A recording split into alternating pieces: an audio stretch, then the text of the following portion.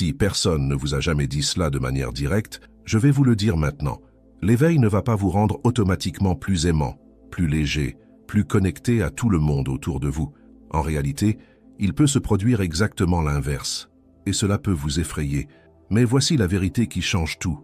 Cette sensation de distance, cette perte de patience envers certaines personnes, ce malaise grandissant, ce n'est pas une erreur dans votre processus. C'est le signe que quelque chose en vous a enfin commencé à voir. Et aujourd'hui, vous allez comprendre pourquoi cela arrive, ce que cela révèle sur vous, et ce qui existe de l'autre côté de cette phase que presque personne n'ose expliquer. Tout le monde vous a dit qu'en entamant un chemin de connaissance de soi, vous deviendriez quelqu'un de plus ouvert, plus compréhensif, quelqu'un qui embrasse le monde avec facilité, que vous commenceriez à voir le divin en chaque personne, que vous développeriez une présence accueillante, presque magnétique. Et peut-être qu'au fond, vous y avez cru aussi. Peut-être que vous avez commencé ce chemin en espérant devenir quelqu'un de plus léger dans les relations, plus tolérant, plus connecté. Mais la réalité que vous avez rencontrée a été bien différente. Soudain, quelque chose a commencé à changer. Des conversations qui semblaient normales sont devenues fatigantes. Des situations sociales autrefois naturelles ont commencé à demander des efforts. Des personnes que vous connaissiez depuis des années ont commencé à paraître distantes, vides, voire difficiles à supporter. Et cela ne s'est pas produit de manière brutale. C'était quelque chose de silencieux, presque imperceptible au début, jusqu'à ce qu'il devienne impossible de l'ignorer. Et le plus difficile de tout, ce n'est pas l'éloignement en lui-même, c'est la culpabilité. Parce qu'au fond de vous, il existe une idée très claire de ce que signifie évoluer. Et dans cette idée, vous devriez être plus proche des autres, plus patient, plus aimant. Mais au lieu de cela, vous vous surprenez à vouloir du silence, de la distance, de l'espace. Vous vous surprenez à quitter des rencontres sociales avec un poids sur la poitrine en vous demandant ce qui vous arrive. Peut-être avez-vous déjà vécu cela. Être dans la voiture après un dîner en silence, en essayant de comprendre pourquoi ce qui faisait sens auparavant semble désormais étrange, en essayant de comprendre pourquoi vous ne pouvez plus être comme avant. Et c'est précisément à ce moment-là que la plupart des gens commencent à douter d'eux-mêmes. Mais c'est justement ce schéma que Carl Jung a observé à de nombreuses reprises chez des personnes traversant des transformations profondes. Pour lui, ce n'était pas un signe de régression, ce n'était pas de la froideur, ce n'était pas un manque d'empathie.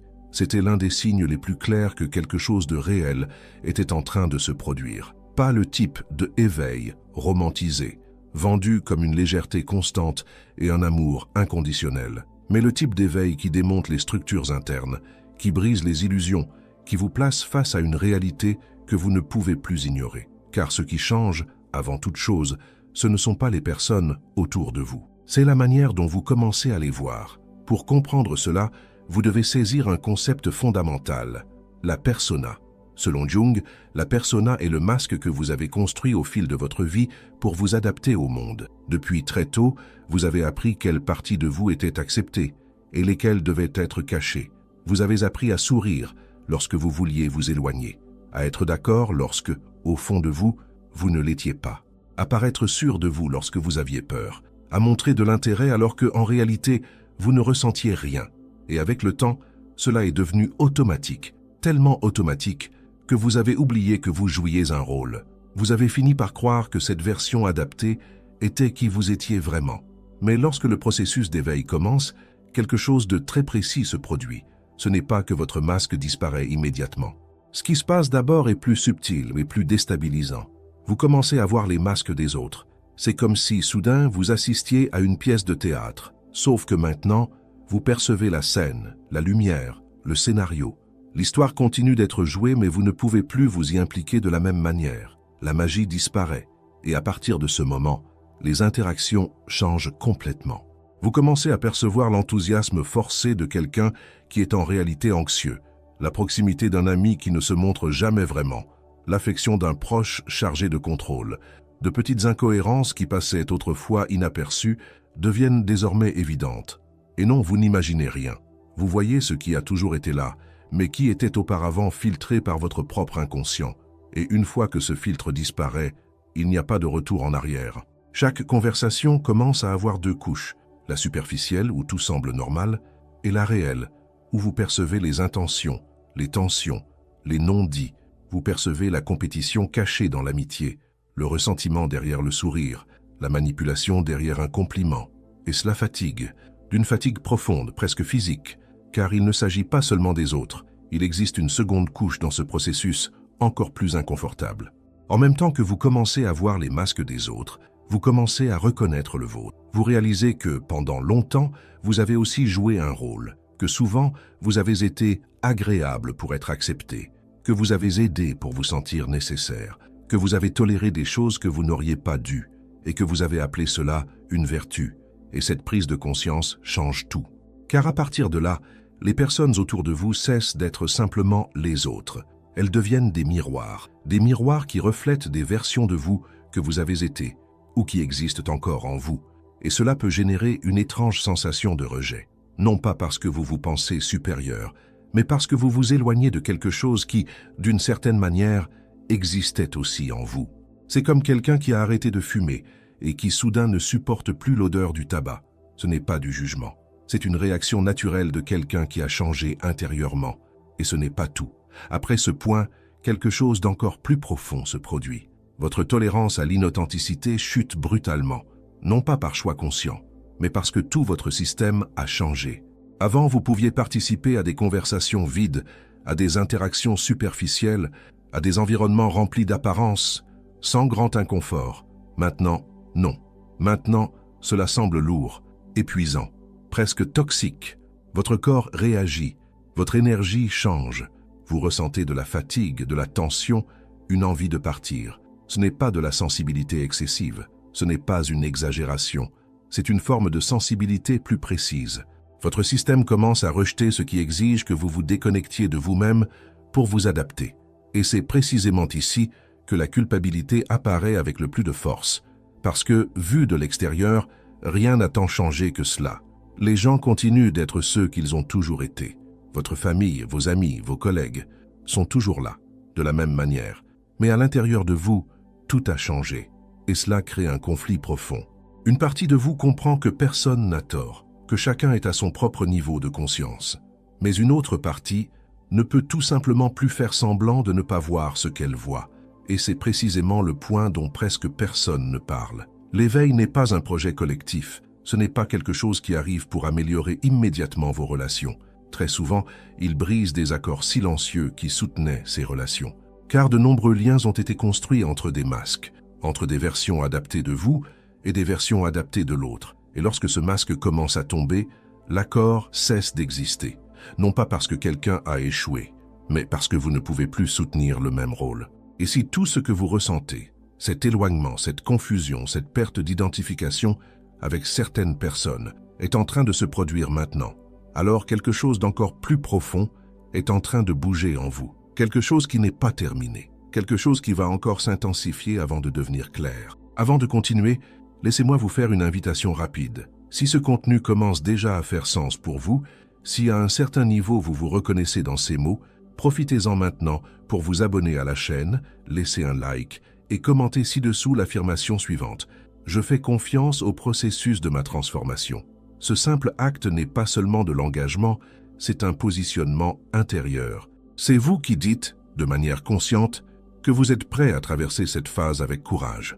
Maintenant, continuons, car ce qui vient après cette phase initiale est encore plus profond et en même temps plus exigeant. Lorsque ce processus s'intensifie, il cesse d'affecter uniquement les relations superficielles. Au début, il peut même sembler facile de s'éloigner de personnes avec lesquelles vous n'aviez pas une connexion si forte. Des connaissances, des environnements superficiels, des interactions sans profondeur, tout cela commence à se dissoudre presque naturellement. Et curieusement, cette partie peut même apporter un certain soulagement. Vous avez l'impression de faire le tri, d'enlever des couches qui n'avaient plus de sens. Il y a une légèreté là-dedans, un souffle, comme si, enfin, vous vous libériez de quelque chose qui vous dérangeait depuis longtemps, sans que vous sachiez encore le nommer. Mais le processus ne s'arrête pas là, il avance. Et c'est à ce moment-là que tout commence à devenir plus délicat, plus confus et plus douloureux, car peu à peu, cette clarté commence à toucher les relations les plus importantes de votre vie, celles que vous n'auriez jamais imaginé remettre en question. Des amitiés anciennes, construites au fil des années, parfois des décennies, des relations familiales qui font partie de votre identité. des liens affectifs chargés d'histoire, de mémoire, d'intimité. Et là, l'expérience cesse d'être simple, car ce qui émerge n'est pas seulement de la distance, c'est un mélange d'amour et d'inconfort. Vous ne cessez pas d'aimer votre famille, vous ne cessez pas de vous soucier de vos amis, vous n'effacez pas du jour au lendemain tout ce qui a été vécu, mais, en même temps, quelque chose en vous ne peut plus s'intégrer de la même manière. C'est comme si l'amour continuait d'exister, mais ne savait plus par où circuler. Les anciens canaux, ces dynamiques qui soutenaient la relation, ne fonctionnent plus, parce que ces canaux exigeaient quelque chose de vous qui n'est plus disponible, votre inconscience. Avant, vous ne voyiez pas certaines choses, maintenant vous les voyez, et cela change complètement votre manière de vous positionner. Peut-être commencez-vous à percevoir des schémas qui ont toujours été là, mais qui n'avaient jamais été remis en question. Une forme de contrôle déguisée en attention. Une amitié qui a toujours été plus unilatérale que vous ne vouliez l'admettre. Une relation construite davantage sur des blessures qui se complètent que sur une véritable connexion. Et voir cela ne vous rend pas indifférent. Au contraire, cela rend tout plus intense. Parce que maintenant, vous ressentez l'amour. Et en même temps, vous voyez la structure qui soutient cette relation. Et lorsque cette structure n'est pas vraie, pas consciente, pas alignée avec ce que vous êtes en train de devenir, un conflit intérieur difficile à expliquer apparaît. Vous voulez rester, mais pas de la même manière. Vous voulez aimer, mais sans vous trahir. Et c'est précisément à ce moment que Carl Jung a décrit l'une des phases les plus douloureuses du processus d'individuation. La personne se retrouve face à deux choix qui, à première vue, semblent impossibles. D'un côté, il y a l'option de continuer comme avant, ignorer ce qui a été vu, s'adapter à nouveau, maintenir les mêmes dynamiques pour préserver les relations. Mais cela a un coût, et ce coût est intérieur. C'est le prix de s'abandonner soi-même. De l'autre côté, il y a l'option d'honorer sa propre conscience, être fidèle à ce qui est désormais clair. Et cela commence inévitablement à déstabiliser les liens qui dépendaient de votre ancienne version pour exister. Et il n'existe pas de chemin confortable entre ces deux choix. C'est pourquoi beaucoup de personnes, lorsqu'elles rencontrent cette phase, reculent. Elles ressentent le poids de l'isolement. Elles ressentent l'inconfort de ne plus s'intégrer. Elles ressentent la solitude qui accompagne la lucidité. Et face à cela, elles tentent de revenir à ce qu'elles étaient avant. Elles tentent de réactiver l'ancienne version. Elles tentent de se convaincre que rien n'a changé. Mais au fond, elles savent que quelque chose a changé. Et Jung n'a jamais jugé ce mouvement. Il comprenait que la conscience n'est pas quelque chose que l'on choisit comme on choisirait un chemin plus facile. Elle se produit simplement. C'est un processus intérieur qui, une fois commencé, ne peut pas être complètement inversé. Et pour ceux qui ne peuvent plus revenir en arrière, le seul chemin possible est de traverser l'inconfort, traverser la confusion, traverser le deuil silencieux de réaliser que toutes les relations ne vont pas accompagner la personne que vous êtes en train de devenir. Car oui, il y a un deuil dans ce processus, un deuil des anciennes versions de vous-même, un deuil des relations qui ne fonctionnent plus de la même manière, un deuil des attentes que vous aviez sur la manière dont tout cela devait se passer. Mais quelque chose commence à émerger de l'autre côté, et c'est là que la plupart des gens n'arrivent jamais, car cette phase d'aversion, de distance, de malaise constant n'est pas la destination finale, c'est une transition. Avec le temps, à mesure que vous intégrez ce que vous êtes en train de voir, quelque chose commence à changer à nouveau.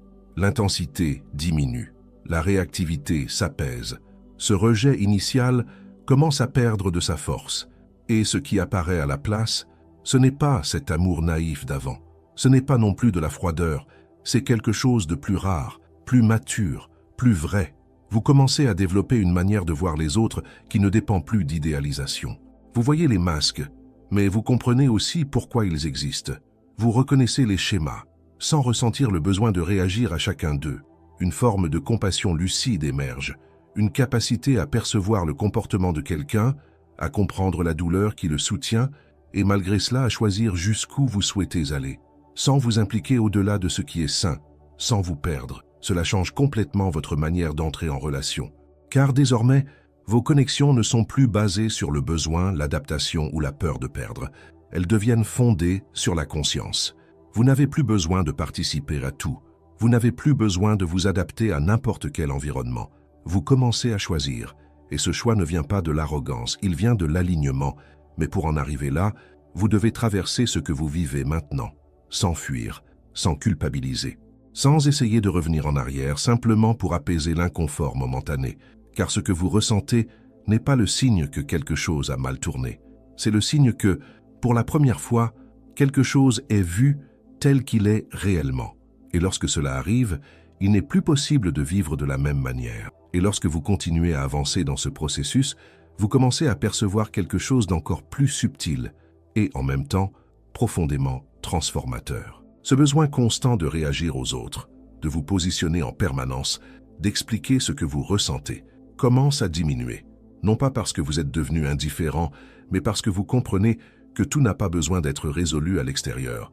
Pendant longtemps, vous avez peut-être cru que la clarté qui est apparue en vous devait être partagée automatiquement, que, en percevant certains schémas, vous aviez la responsabilité de les signaler, de corriger, de tenter de réveiller les autres.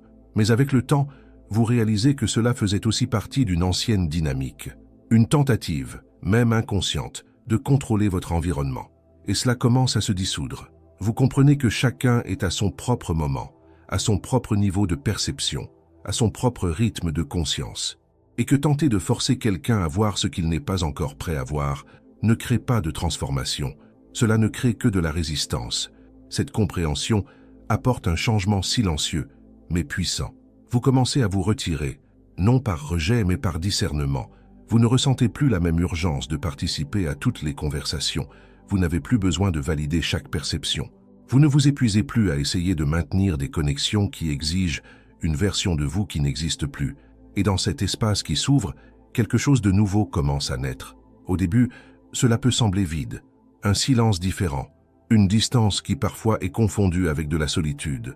Mais si vous restez, si vous ne fuyez pas cet espace, vous réalisez qu'il n'est pas une absence, c'est une préparation. Car en même temps que les anciennes structures se dissolvent, une nouvelle manière d'entrer en relation commence à se construire, plus lente, plus consciente, plus vraie. Vous commencez à percevoir qui est réellement disponible pour une connexion authentique, pas parfaite, mais réelle. Des personnes que vous n'aviez peut-être jamais remarquées auparavant, ou même des personnes anciennes, qui, d'une certaine manière, ont elles aussi commencé à changer. Et ces connexions sont différentes. Elles ne demandent pas d'efforts constants. Elles ne dépendent pas d'un rôle à jouer. Elles n'ont pas besoin de masques pour exister. Il y a de l'espace. Il y a un silence confortable. Il y a de la vérité, même lorsqu'elle n'est ni belle ni pratique. Et cela change complètement la qualité du lien, car pour la première fois, vous ne vous reliez plus à partir du besoin d'être accepté, mais à partir de la liberté d'être qui vous êtes. En même temps, vous commencez aussi à développer une nouvelle manière de gérer les relations qui restent dans votre vie, mais qui n'ont pas évolué au même rythme que vous. Vous n'avez plus besoin de tout rompre, mais vous n'avez plus besoin non plus de vous donner comme avant. Vous apprenez à ajuster la distance, à être présent, sans vous perdre, à maintenir le lien, sans renoncer à vous-même, à aimer, sans vous adapter jusqu'à vous annuler. Et cela demande de la maturité. Car ce n'est pas un choix impulsif, ce n'est pas une coupure brutale, c'est un repositionnement intérieur. C'est comprendre que toutes les relations n'ont pas besoin d'avoir le même niveau de profondeur, et que c'est parfaitement juste. C'est l'un des changements les plus importants de ce processus. Vous cessez d'attendre que tout le monde occupe la même place dans votre vie. Certains restent, mais dans un espace différent. D'autres s'éloignent naturellement. Et quelques-uns se rapprochent d'une manière que vous n'aviez jamais connue auparavant. Et peu à peu, ce sentiment de déconnexion qui semblait autrefois si lourd commence à se réorganiser. Il laisse place à quelque chose de plus stable, plus silencieux, plus vrai. Vous ne ressentez plus ce besoin constant de vous expliquer. Vous ne vous demandez plus sans cesse pourquoi vous êtes en train de changer. Vous ne culpabilisez plus de ne pas vous intégrer. Vous commencez à accepter. Acceptez que la croissance intérieure transforme inévitablement votre manière de vous relier au monde. Acceptez que tout le monde ne suivra pas ce mouvement. Acceptez que, parfois, la distance n'est pas du rejet, mais de l'alignement. Et cette acceptation apporte la paix. Pas une paix euphorique, intense comme on la vend souvent, mais une paix plus profonde, plus enracinée, une sensation de cohérence intérieure, comme si enfin vous étiez en accord avec vous-même. Et c'est à ce moment-là que quelque chose d'encore plus important se produit. Vous commencez à vous faire confiance, non pas à l'ancienne version qui avait besoin de validation extérieure pour se sentir en sécurité, mais à cette nouvelle perception, plus silencieuse, plus intuitive, plus connectée à ce qui est réel. Vous commencez à percevoir presque immédiatement lorsque quelque chose n'est pas aligné, lorsqu'une conversation n'est pas vraie. Lorsqu'une relation exige plus que ce que vous êtes prêt à offrir. Et contrairement à avant, vous n'ignorez plus cela. Vous respectez vos limites, votre énergie, votre vérité. Et cela, inévitablement, redéfinit tout autour de vous. Car lorsque vous changez votre manière de vous positionner, le monde autour de vous répond. Certaines personnes s'éloignent, d'autres se sentent dérangées, d'autres encore tentent de vous ramener à l'ancienne version de vous. Mais certaines reconnaissent. Elles reconnaissent quelque chose de différent en vous, quelque chose de plus présent, plus intègre, plus conscient. Et ce sont ces personnes qui, peu à peu, commencent à faire partie de votre nouvelle réalité. Et alors, vous réalisez que cette distance qui vous a tant effrayé au début n'était pas la fin de vos connexions. C'était le début de connexions réelles. Que cette sensation de ne plus vous intégrer n'était pas un défaut. C'était le signe que vous cessiez de vous modeler pour entrer dans des espaces qui n'ont jamais été faits pour ce que vous êtes réellement. Et que cette phase d'inconfort, de confusion, de perte d'identification n'était pas une erreur sur le chemin. C'était le chemin lui-même, car au fond, l'éveil ne vous éloigne pas des autres. Il vous éloigne des illusions qui soutenaient certaines relations. Et lorsque ces illusions tombent, ce qui reste est ce qui est vrai. Et ce qui est vrai n'a pas besoin d'efforts pour exister. Et lorsque vous atteignez enfin ce point, quelque chose en vous commence à se réorganiser de manière plus stable, presque imperceptible au début, mais profondément transformateur avec le temps. Vous réalisez qu'il n'y a plus cette urgence de tout comprendre, de tout expliquer, de tout résoudre. À la place, il y a une forme de confiance silencieuse. Une sensation que même sans avoir toutes les réponses, vous êtes exactement là où vous devez être. Cela change complètement votre manière de vivre. Car avant, votre énergie était tournée vers l'extérieur. Essayez de maintenir des relations, soutenir des dynamiques, plaire, vous adapter, éviter les conflits. Maintenant, cette énergie commence à revenir vers l'intérieur. Et, avec cela, vous commencez à vous écouter davantage. Vous commencez à percevoir vos propres rythmes. Il y a des jours où le silence est nécessaire, et vous le respectez sans culpabilité. Il y a des moments où la connexion apparaît naturellement, et vous vous permettez de la vivre sans peur. Vous ne forcez plus votre présence là où il n'y a pas de vérité, et vous ne vous absentez pas là où il y a de la profondeur. Vous commencez enfin à vivre de manière cohérente. Et cette cohérence apporte quelque chose que vous n'avez peut-être jamais expérimenté avec autant de clarté, une légèreté réelle. Pas cette légèreté superficielle qui dépend du fait que tout aille bien autour de vous, mais une légèreté intérieure qui naît de l'absence de conflit avec vous-même. Vous n'avez plus besoin de soutenir des versions qui ne correspondent pas à ce que vous ressentez. Vous n'avez plus besoin de sourire lorsque vous voulez vous éloigner. Vous n'avez plus besoin d'être d'accord pour être accepté. Vous êtes simplement vous, et cela, aussi simple que cela puisse paraître, est profondément rare, car cela exige que vous ayez traversé tout ce que la plupart des gens évitent. L'inconfort de vous voir avec clarté, la douleur de reconnaître des schémas, le deuil des relations qui n'ont pas survécu à votre transformation, la solitude temporaire de celui ou celle qui choisit de ne pas se trahir. Mais c'est précisément cette traversée qui vous mène ici. Un lieu où l'amour cesse d'être une dépendance et devient un choix, où la connexion cesse d'être un effort et devient une affinité, où la présence cesse d'être une obligation et devient une vérité. Et à partir de là, votre manière de vous relier ne sera plus jamais la même. Vous commencez à valoriser ce qui est simple, mais vrai, des conversations qui n'ont pas besoin de masque, des présences qui n'exigent pas de performance, des personnes qui n'ont rien à prouver, parce qu'elles sont, comme vous, entières dans ce qu'elles vivent. Et en même temps, vous développez aussi une acceptation plus profonde envers ceux qui continuent de vivre autrement. Vous n'avez plus besoin de rejeter. Vous n'avez plus besoin non plus de vous impliquer au-delà du nécessaire. Vous observez, vous comprenez et vous continuez votre chemin, sans colère, sans sentiment de supériorité, sans besoin de corriger qui que ce soit. Car au fond, vous comprenez quelque chose d'essentiel. Chaque personne vit exactement le niveau de conscience qu'elle est capable de soutenir à cet instant. Et ce n'est pas une erreur, c'est une étape. Cette compréhension dissout le jugement, et à sa place, quelque chose de plus raffiné apparaît. Une compassion qui ne vous emprisonne pas, une empathie qui ne vous épuise pas, un respect qui n'exige pas de proximité. Et cela, c'est la liberté. La liberté de choisir avec qui vous partagez votre énergie. La liberté de dire non sans culpabilité. La liberté de vous éloigner sans porter le poids d'avoir fait quelque chose de mal. La liberté de rester lorsqu'il y a de la vérité. Et en regardant en arrière, Vous commencez à comprendre que tout ce qui semblait être une perte était en réalité un alignement, que tout ce qui semblait être une distance était en réalité un rapprochement avec vous-même, que cette sensation de ne plus vous reconnaître était le début du véritable fait de vous trouver. Car l'éveil ne vous transforme pas en quelqu'un de meilleur au sens conventionnel, il vous transforme en quelqu'un de plus vrai, et la vérité au début peut isoler, mais à la fin elle relie, elle vous relie à vous-même, et à partir de là, elle vous relie à ce qui compte réellement, pas à tout le monde, mais aux bonnes personnes, pas à n'importe quel type de lien, mais à ceux qui n'exigent pas que vous vous perdiez pour exister. Et c'est à ce moment-là que vous comprenez que vous ne devenez pas froid, vous devenez conscient, que vous ne vous éloignez pas des gens, vous vous éloignez de ce qui n'est pas réel, et que, malgré tout l'inconfort, toute la confusion, tous les doutes que ce processus a apportés, vous ne vous perdez pas. Vous êtes, pour la première fois, en train de vous trouver.